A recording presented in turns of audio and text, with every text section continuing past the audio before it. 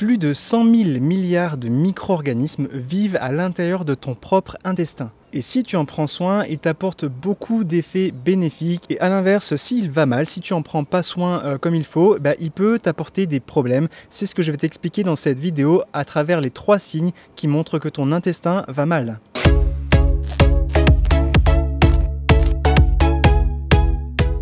Salut, c'est Christophe. Bienvenue pour cette nouvelle vidéo. J'espère que tu as passé un excellent Noël, que ce soit en famille, entre amis ou peu importe, et que tu as été particulièrement gâté. Moi d'ailleurs, j'ai reçu ce beau petit joujou là, ce micro que je teste aujourd'hui. Je vais voir ça. C'est un Xiaomi Mi Passport qui est excellent. Franchement, j'en suis très content.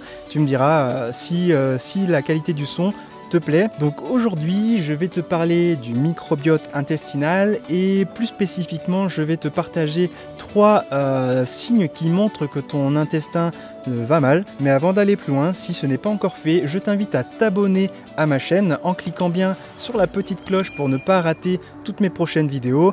C'est la dernière que je fais en 2021 normalement et l'année prochaine, en 2022, je pense qu'il va se passer de magnifiques choses. J'ai envie de créer énormément de choses, j'ai plein d'idées, j'ai plein d'envies. Donc abonne-toi pour être sûr de ne rien rater de tout cela. Bon alors pour commencer, faut savoir qu'un individu en bonne santé a un microbiote qui est très riche et très varié. Alors qu'est-ce que c'est que le microbiote? C'est un ensemble de micro-organismes, ça peut être des bactéries, mais aussi des levures, des virus même, ou des champignons qui vivent à l'intérieur de ton intestin et qui vivent en parfaite harmonie avec notre organisme à condition qu'on en prenne bien soin. Et en fait, ce microbiote, on le construit dès notre naissance et ensuite on le garde et on le fait vivre toute notre vie.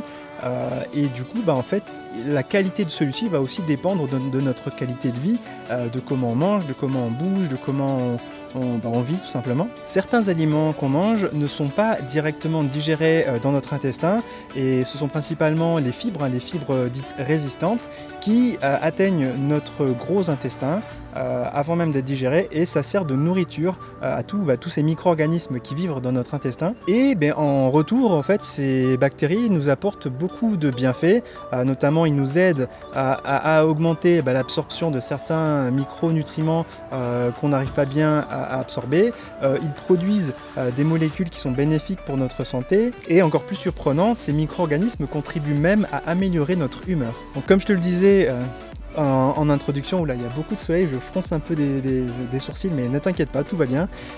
Donc je disais en introduction de cette vidéo qu'il y a plus de 100 000 milliards de micro-organismes qui vivent en symbiose avec nous dans notre intestin. 100 000 milliards, c'est presque 10 fois plus que le nombre de cellules qu'il y a dans notre corps, tout simplement. C'est te dire comment cette population est importante. Et en temps normal, en fait, souvent on pense que les bactéries sont des choses nocives et pathogènes. Alors, il y en a, je ne vais pas te dire le contraire, mais en fait, dans notre corps, en fait, ces bactéries pathogènes sont omniprésentes. On en a tout le temps, on en a tous. Ce qui compte vraiment, ce qui fait qu'on est en bonne santé, c'est que la proportion de ces bactéries est très faible par rapport à la quantité de bactéries bénéfiques, bonnes, amies pour notre corps.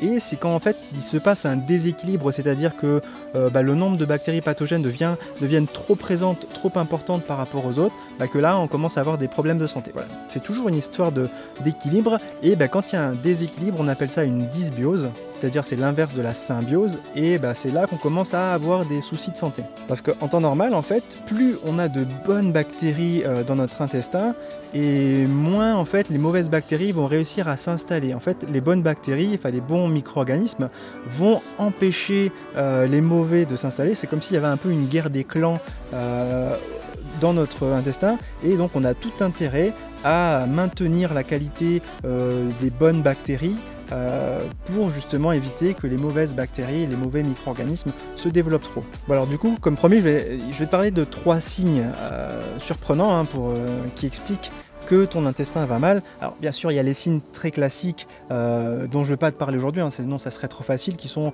les ballonnements, les gaz ou les troubles intestinaux comme la diarrhée ou la constipation. Mais là, je vais te parler de certains signes un peu plus surprenants parce qu'on n'a pas tendance à associer ça à un trouble intestinal. Je vais t'en parler maintenant. Alors le premier, c'est les maux de tête ou les migraines. Effectivement, ça peut paraître surprenant que ce qui se passe dans l'intestin soit relié à notre tête, à notre cerveau. Et bien en fait, ces données viennent d'une étude qui a été faite sur des humains. Donc, c'était une étude randomisée sur une cinquantaine de personnes. Donc on l'a fait cette étude a été faite dans les règles de la science, hein, c'est-à-dire que le groupe a été coupé en deux. À un des groupes, on a donné ce qu'on appelle des prébiotiques. Ça, j'en ai déjà parlé, il me semble. Et c'est-à-dire c'est la nourriture qui aide à améliorer la qualité du microbiote. Et à l'autre groupe, on a donné un placebo, c'est-à-dire quelque chose qui n'améliorait rien. Et ni les personnes ni les candidats à cette expérience, ni les médecins même qui les suivaient ne savaient qui avait pris des prébiotiques et qui n'en avait pas pris. Et voilà, et on a analysé un peu. Bien sûr, c'était des personnes qui étaient sujettes à migraine et maux de tête. Et bien, au bout de quelques semaines, les personnes qui ont pris les prébiotiques ont senti que l'intensité et la quantité de leur migraine avaient fortement diminué, alors que dans le groupe qui prenait des placebos, il ne s'est quasiment rien passé. Donc voilà, c'est vraiment là qu'on se rend compte que c'est lié. Et à quoi c'est dû? Eh bien, ça vient du fait que quand notre microbiote est en mauvaise qualité, lorsque les bonnes bactéries ne sont pas assez présentes, eh bien en fait, on a une espèce de couche de mucus qui entoure notre gros intestin, et normalement les bonnes bactéries sont là pour préserver ce mucus, alors qu'à l'inverse, les mauvaises bactéries vont aller grignoter, ronger ce mucus et laisser la paroi intestinale ouverte, libre.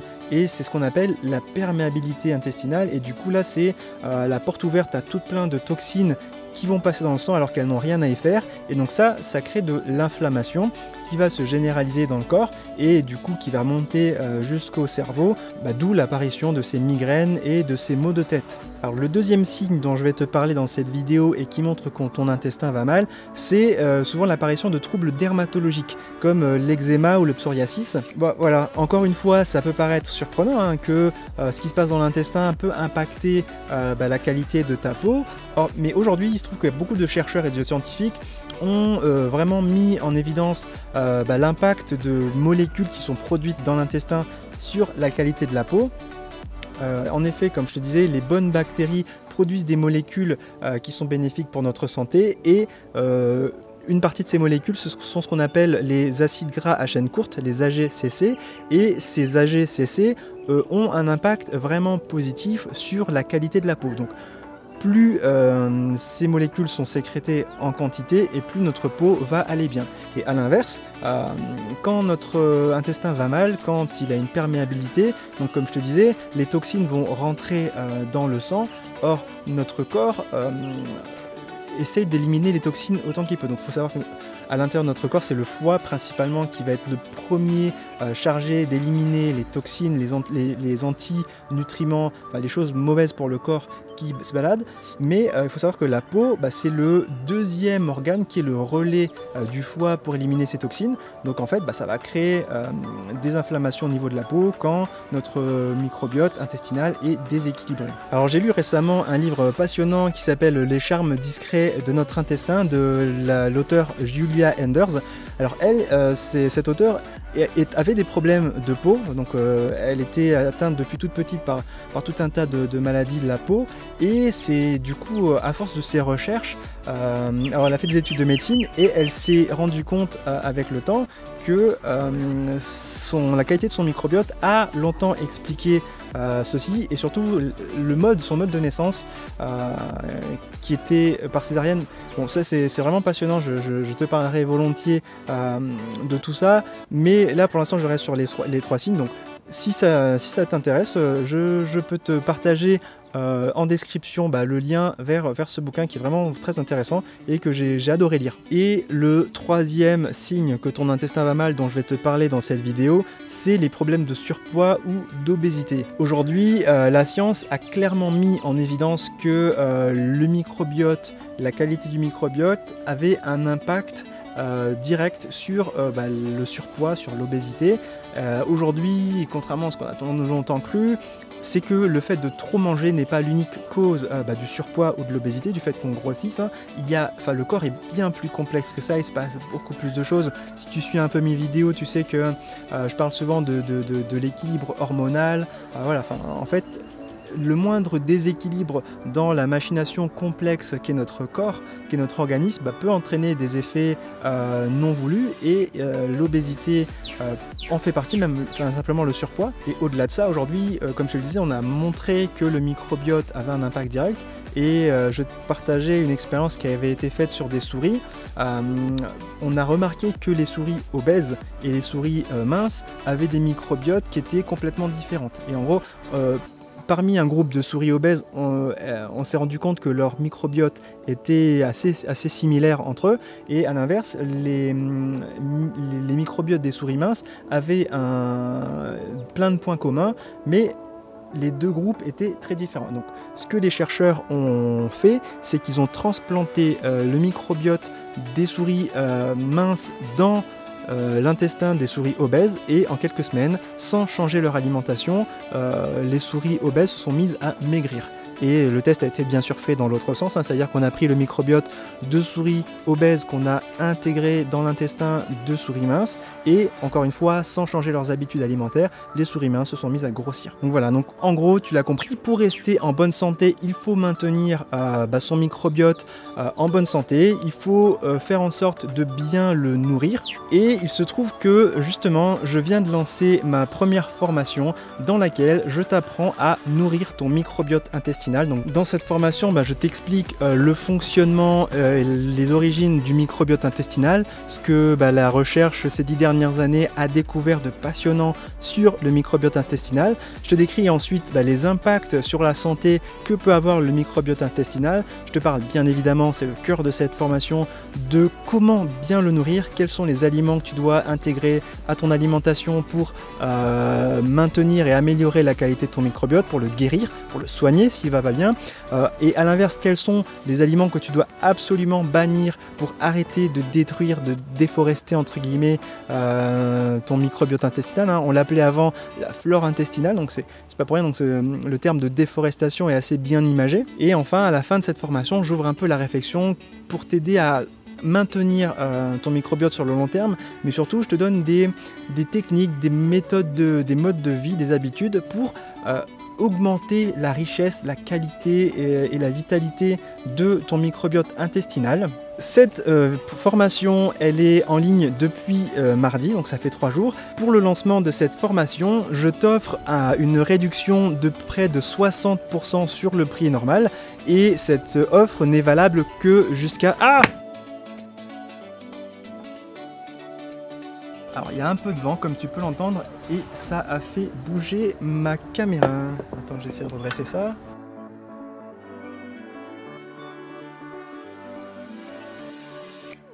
C'est un petit peu tordu, mais j'arriverai à finir la vidéo comme ça, j'espère que tu m'en voudras pas. Donc je disais que cette promotion est valable uniquement jusqu'à dimanche soir à 23h59. Pour en profiter, il te suffit de cliquer sur le lien que je vais mettre dans la description. Donc ce lien active directement le code de réduction dont je t'ai parlé, et surtout tu pourras en savoir plus parce que je décris sur cette page toute l'information que tu as besoin de savoir dans cette formation. Donc, tu tomberas sur une page qui t'explique en détail comment fonctionne la formation, qu'est-ce que tu vas y apprendre, et surtout la garantie que je te propose, c'est-à-dire que cette formation est entièrement garantie, satisfait ou remboursée, c'est ma première, donc c'est normal que je te propose ça. Donc tu n'as absolument rien à perdre à essayer cette formation. Encore une fois, l'offre n'est disponible que jusqu'à dimanche soir.